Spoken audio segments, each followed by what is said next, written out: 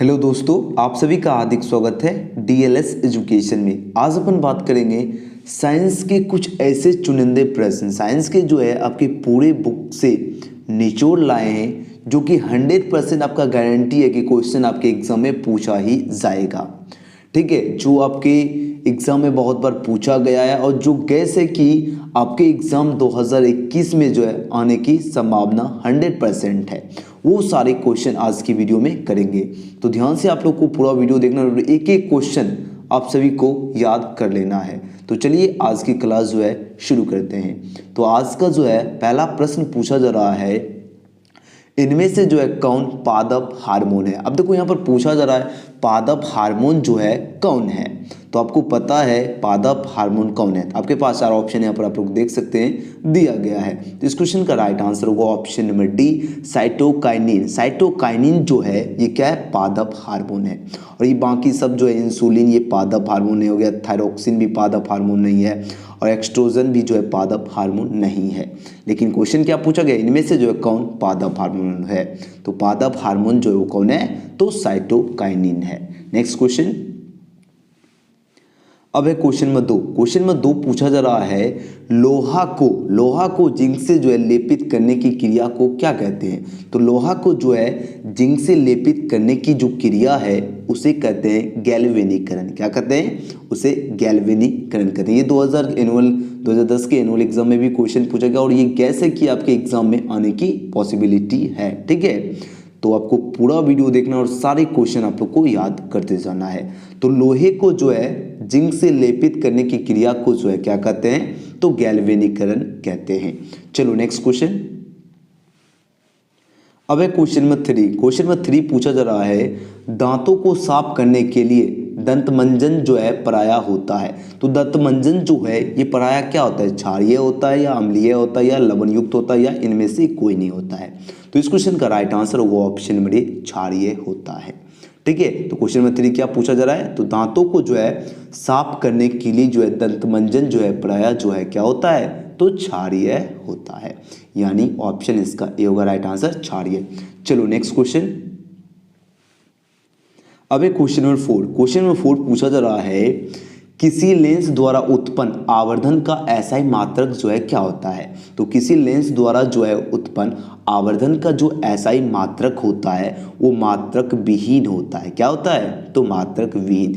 यानी इसका डी होगा राइट आंसर, मात्रक विहीन। तो किसी लेंस द्वारा उत्पन्न जो है आवर्धन का जो एसआई मात्रक जो होता है क्या होता है, तो मात्रक विहीन होता है। नेक्स्ट क्वेश्चन,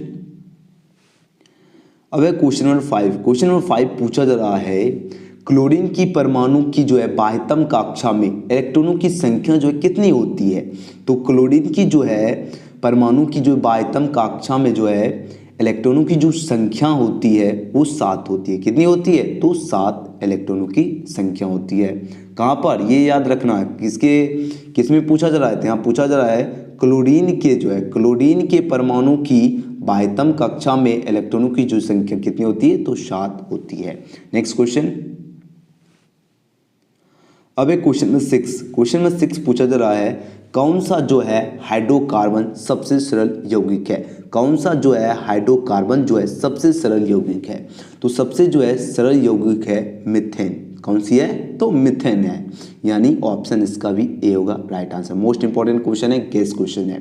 तो कौन सा जो है हाइड्रोकार्बन जो है सबसे सरल यौगिक है, तो मीथेन है। नेक्स्ट क्वेश्चन, अब एक क्वेश्चन नंबर 7। क्वेश्चन नंबर 7 पूछा जा रहा है निम्न में से जो है कौन सा संबंध सत्य है। तो कौन सा संबंध जो है, यानी जो कि यहाँ पर सत्य दिया गया है, यानी V बराबर IR जो कि संबंध क्या है, सत्य है। इसका सी होगा राइट आंसर। नेक्स्ट क्वेश्चन, अब एक क्वेश्चन नंबर 8। क्वेश्चन नंबर 8 पूछा जा रहा है किसी कोश में इलेक्ट्रॉनों की अधिकतम संख्या क्या होती है। यानी जो किसी कोशिका या कोश दोनों आपको एग्जाम में पूछा जा सकता है। ठीक है, तो आपको कंफ्यूज नहीं होना है। तो किसी कोश में जो है इलेक्ट्रॉनों की जो अधिकतम संख्या जो होती है वह कितनी होती है, तो 2n² होती है। यानी बी होगा राइट आंसर। बहुत ही इंपॉर्टेंट क्वेश्चन है, आपको याद रखना है। तो किसी कोश में इलेक्ट्रॉनों की अधिकतम संख्या होती है 2n²। ये फॉर्मूला आपको याद रखना है। ठीक है, नेक्स्ट क्वेश्चन, अब एक क्वेश्चन नंबर 9 पूछा जा रहा है, निम्न में से जो है कौन बौने पौधों को दर्शाता है, यानी बौने पौधों को जो है कौन दर्शाता है। तो ये जो है स्मॉल टी जो है ये बौने पौधों को दर्शाता है। क्या चीज़? तो स्मॉल टी, ये दोनों आपको अच्छी तरह से याद रखना है। चलो नेक्स्ट क्वेश्चन। अब एक क्वेश्चन नंबर 10 पूछा जा रहा है, मेरुज्जु निकलता है। तो मेरुज्जु जो है ये कहाँ से निकलता है? तो ये प्रमस्तिष्क से निकलता है मेरुज्जु। तो मेरुज्जु जो है कहाँ से निकलता है? तो प्रमस्तिष्क से निकलता है मेरुज्जु। Next question. अब एक क्वेश्चन में 11 पूछा जा रहा है, किसी अंतरिक्ष यात्री को जो है आकाश कैसा प्रतीत होता है। तो किसी अंतरिक्ष यात्री को जो है आकाश जो है कैसा प्रतीत होता है? तो ये काला प्रतीत होता है, यानी ऑप्शन ए इसका राइट आंसर होगा, काला प्रतीत होता है। तो किसी अंतरिक्ष यात्री को जो है आकाश कैसा प्रतीत होता है? तो काला प्रतीत होता है। Next question. अब एक क्वेश्चन नंबर 12 पूछा जा रहा है, रुधिर का कौन सा अवयव रक्तस्राव को रोकने में मदद करता है। तो कौन सा ही जो है अवयव जो कि रक्तस्राव को रोकने में जो है मदद करता है? ये जो है प्लेटलेट्स है। क्या है? प्लेटलेट्स जो है ये रुधिर का जो है, पूछा क्या गया है, रुधिर का कौन सा अवयव रक्तस्राव को रोकने में मदद करता है? तो प्लेटलेट्स जो है रक्तस्राव को रोकने में मदद करता है। ठीक है, नेक्स्ट क्वेश्चन। अब एक क्वेश्चन नंबर 13 पूछा जा रहा है, एल्केन का सामान्य सूत्र है। तो एल्केन जो है इसका सामान्य सूत्र होता है CnH2n+2 होता है। क्या होता है? CnH2n+2 होता है एल्केन का सामान्य सूत्र। Next question. क्वेश्चन नंबर 14 पूछा जा रहा है, निम्न में से जो है कौन सा पर्यावरण अनुकूल नहीं है, यानी कौन सा पर्यावरण जो है हमारे वायुमंडल का जो है वो अनुकूल नहीं है। पैदल चलना, साइकिल से चलना या मोटरसाइकिल से चलना या इनमें से कोई नहीं। तो इस क्वेश्चन का राइट आंसर होगा ऑप्शन में सी, मोटरसाइकिल से चलना। मोटरसाइकिल से चलने से क्या होता है? कार्बन डाइऑक्साइड निकलती है, ये हमारे वातावरण के लिए जो है क्या है? हानिकारक है। वही यहाँ पर पूछा जा रहा है, निम्न में से जो है कौन सा पर्यावरण जो है अनुकूल नहीं है? तो मोटरसाइकिल से चलना। ठीक है, और ये क्वेश्चन अगर यही पूछा जाएगा कि निम्न में से कौन सा पर्यावरण जो है अनुकूल है, तो पैदल चलना, साइकिल से चलना, दोनों आपको याद रखना है। चलिए नेक्स्ट क्वेश्चन। अब एक क्वेश्चन नंबर 15 पूछा जा रहा है, ऑक्सीजन के 2 परमाणुओं के बीच कितने आबंध बनते हैं। तो ऑक्सीजन के जो है 2 परमाणुओं के बीच जो है ये वहाँ पूछा जा रहा है कितने आबंध जो है बनते हैं। तो कितने आबंध बनते हैं? तो 2 आबंध बनते हैं। कितने? तो 2 आबंध बनते हैं ऑक्सीजन के 2 परमाणुओं के बीच, यानी ऑप्शन बी होगा राइट आंसर, 2 आबंध। Next question. उसके बाद एक क्वेश्चन नंबर 16 पूछा जा रहा है, स्वपोषी पोषण के लिए आवश्यक है। तो स्वपोषी पोषण के लिए जो है क्या आवश्यक है? तो देखो, पर्णहरित भी आवश्यक होता है, सूर्य का प्रकाश भी आवश्यक होता है और कार्बन डाइऑक्साइड भी आवश्यक होता है, यानी इसका राइट आंसर क्या होगा? इनमें से सभी हो जाएगा। तो स्वपोषी पोषण के लिए जो है क्या आवश्यक है? तो पर्णहरित हो गया, सूर्य का प्रकाश हो गया और कार्बन डाइऑक्साइड, ये तीनों जो है आवश्यक होता है स्वपोषी पोषण के लिए। ये कौन कौन से? पर्णहरित, सूर्य का प्रकाश और carbon dioxide. Most important question है। ठीक है, नेक्स्ट क्वेश्चन।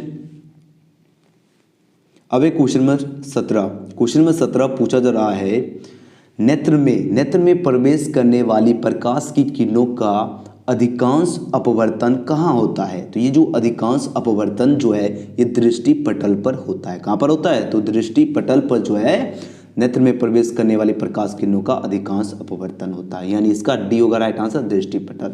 ये भी बहुत ही इंपॉर्टेंट क्वेश्चन है, आपको अच्छी तरह से याद रखना है। नेत्र में प्रवेश करने वाली प्रकाश की किरणों का अधिकांश अपवर्तन जो है कहाँ होता है? तो दृष्टि पटल पर होता है। Next question. अब एक क्वेश्चन में 18 पूछा जा रहा है, ओजोन परत जो है किस हानिकारक विकिरण से पृथ्वी को सुरक्षा प्रदान करती है। अब यहाँ पर क्या पूछा जा रहा है? ओजोन परत जो है किस हानिकारक विकिरण से पृथ्वी को जो है सुरक्षा प्रदान करती है। तो ये प्रवैग्निक विकिरण से, यानी C is the right answer for this question. तो ओजोन परत जो है किस हानिकारक विकिरण से पृथ्वी को सुरक्षा प्रदान करती है? तो प्रवैग्निक विकिरण से। ठीक है, नेक्स्ट क्वेश्चन। अब एक क्वेश्चन में 19 पूछा जा रहा है, निम्न में से जो है कौन सा स्वच्छ ऊर्जा स्रोत है। अब देखो यहाँ पर पूछा जा रहा है निम्न में से कौन सा जो है स्वच्छ ऊर्जा स्रोत है। तो स्वच्छ ऊर्जा स्रोत जो है कौन सा है, तो प्राकृतिक गैस। प्राकृतिक गैस यानी नेचुरल गैस जो है ये क्या है, स्वच्छ ऊर्जा का स्रोत है। और ये सभी जो है स्वच्छ ऊर्जा का स्रोत नहीं हुआ, कोयला हुआ, लकड़ी हुआ, ये सभी क्या है स्वच्छ ऊर्जा का स्रोत नहीं है। ठीक है, तो यानी ऑप्शन सी होगा प्राकृतिक गैस। प्राकृतिक गैस जो है क्या है, स्वच्छ ऊर्जा का स्रोत है। नेक्स्ट क्वेश्चन, अब एक क्वेश्चन नंबर 20। क्वेश्चन नंबर 20 पूछा जा रहा है निम्न में से जो है कौन एक उभयलिंगी जंतु है, यानी उभयलिंगी जंतु जो है कौन है। तो कौन सा है, तो केचुआ। केचुआ जो है ये क्या है, उभयलिंगी जंतु है, यानी ऑप्शन इसका ए होगा राइट आंसर, केचुआ। तो निम्न में से जो है कौन एक उभयलिंगी जंतु है, तो केचुआ है। नेक्स्ट क्वेश्चन, अब एक क्वेश्चन 21 पूछा जा रहा है निम्न में से कौन एकलिंगी पुष्प है। आप देखो एकलिंगी पुष्प जो है कौन है, ये पूछा जा रहा है। तो एकलिंगी पुष्प जो है ये पपीता पुष्प जो है ये क्या है, एकलिंगी पुष्प है। मोस्ट इंपॉर्टेंट क्वेश्चन है। तो निम्न में से जो है कौन एकलिंगी जो है पुष्प है, तो पपीता पुष्प जो है क्या है, एकलिंगी पुष्प है। नेक्स्ट क्वेश्चन, अब एक क्वेश्चन नंबर 22। क्वेश्चन नंबर 22 पूछा जा रहा है कौन सा अधातु जो है कमरे के तापमान पर तरल अवस्था में पाया जाता है। अब देखो तरल अवस्था में यहाँ पर पूछा जा रहा है कौन सा अधातु पूछा जा रहा है। तो इस क्वेश्चन का राइट आंसर क्या होगा, तो यहाँ पर हो गया मरकरी पारा। मरकरी पारा is the right answer for this question. तो क्या क्वेश्चन पूछा गया था, क्वेश्चन नंबर 22 पूछा जा रहा है कौन सा अधातु जो है कमरे के तापमान पर तरल अवस्था में पाया जाता है। तो मरकरी और पारा तरल अवस्था में पाया जाता है, किसके तापमान में, तो कमरे के तापमान में। ठीक है, नेक्स्ट क्वेश्चन, अब एक क्वेश्चन नंबर 23। क्वेश्चन नंबर 23 पूछा जा रहा है धोबिया सोडा का रासायनिक सूत्र है। मोस्ट इंपॉर्टेंट क्वेश्चन है। तो धोबिया सोडा जो है इसका रासायनिक सूत्र जो है क्या होता है, तो Na2CO3 10H2O होता है, यानी बी होगा राइट आंसर। तो धोबिया सोडा जो है इसका रासायनिक सूत्र क्या होता है, तो Na2CO3 और 10H2O होता है। नेक्स्ट क्वेश्चन, क्वेश्चन नंबर 24 पूछा जा रहा है निम्न में से जो है कौन सा जीवाणु जनित रोग नहीं है। तो जीवाणु जनित रोग पूछा जा रहा है कौन सा जो है नहीं है। तो मसा जो है ये जीवाणु जनित रोग नहीं है। यही क्वेश्चन एक इस टाइप का अगर पूछा जाए निम्न में से कौन सा जो जीवाणु जनित रोग है, यानी रोग है ये पूछा जाए, तो आपको याद रखना है तो गोनोरिया जो है जीवाणु जनित रोग हो गया, और सिफिलिस भी जो है जीवाणु जनित रोग है, और ये नहीं है तो मसा नहीं है। ये दोनों याद रखना क्योंकि दोनों इस टाइप के क्वेश्चन एग्जाम में पूछा जाता है। अगर जीवाणु जनित रोग नहीं है तो मसा नहीं है, अगर पूछेगा है तो गोनोरिया और सिफिलिस ये दोनों है।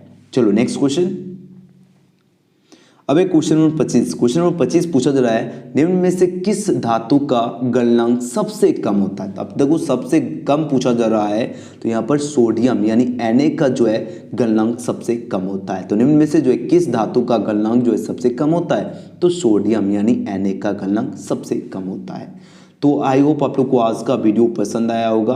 तो अगर आप लोग 1000 लाइक अगर आप लोग कंप्लीट करते हैं, आप सभी के लिए 1000 लाइक का एम लगते हैं, अगर आप लोग कंप्लीट कर देते हैं तो आपका नेक्स्ट वीडियो जो है आपको जिस तरह एग्जाम में जितने क्वेश्चन एग्जाम में दिए जाएंगे बोर्ड एग्जाम में वो सारे उतने क्वेश्चन आपके साथ होंगे और उसका आप लोग आंसर देना है। तो 1000 आप सभी का लाइक टारगेट है, आप लोग जरूर कंप्लीट कर देंगे आई होप।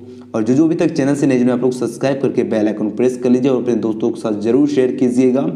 और मिलते हैं अगले वीडियो में। Thanks for watching. और इसका पीडीएफ जो है आप लोग प्ले स्टोर से DLS ऐप डाउनलोड करके वहाँ पर आपको पीडीएफ मिल जाएगा। मिलते हैं नेक्स्ट वीडियो में। Thanks for watching.